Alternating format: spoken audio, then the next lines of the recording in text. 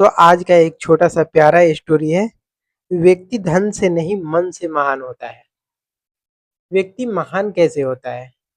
आप जितना बड़ा त्याग कीजिएगा उतना आप सफलता हासिल कर सकते हैं।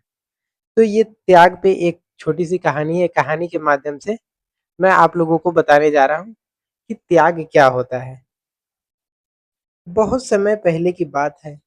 एक घने और विस्तृत जंगल में तीन बहुत बड़े बड़े पहाड़ थे।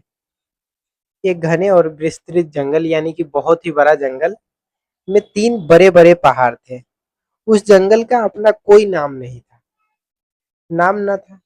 ये पहाड़ ही उस जंगल की पहचान थे। एक बार इंद्रदेव उस जंगल में पधारे। जब उन्हें पता चला कि इस स्थान का कोई नाम नहीं है,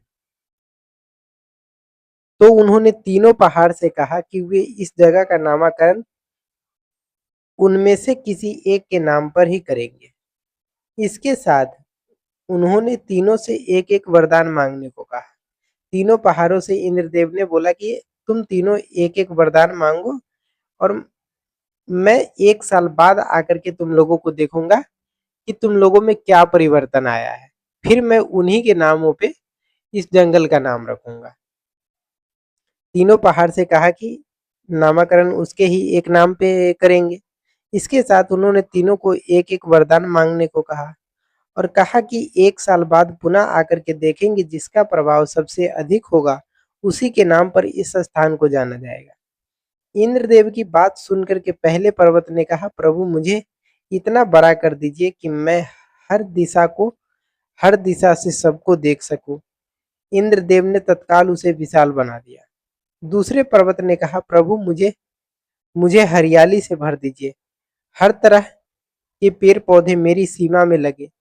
इंद्रदेव ने उसे तुरंत ही हरा भरा कर दिया। इसके बाद तीसरे पहाड़ की बारी आई। उसने वरदान मांगा कि प्रभु मुझे समाप्त कर दीजिए, एकदम समतल कर दीजिए ताकि लोग मुझ पर बस सके। तीनों की वरदान देख करके इंद्रदेव सर्वलोक फिर से चले गए। 1 साल बाद इंद्रदेव वापस उस स्थान पर आए तो उन्होंने देखा कि सबसे बड़ा पहाड़ सूखा पड़ा है। दूसरा पहाड़ अपनी हरियाली के कारण ढेरों जंगल और पक्षियों का घर बन चुका है। इसी के साथ जब उन्हें तीसरे पहाड़ की तरफ देखा तो पाया कि वहां इंसानों की पूरी बस्ती बस चुकी है। तभी लोग उस सभी लोग उस स्थान पर बहुत ही सुखी और आनंद मंगल में जीवन बिता रहे थे। हर तरफ उल्लास ही उल्लास थे।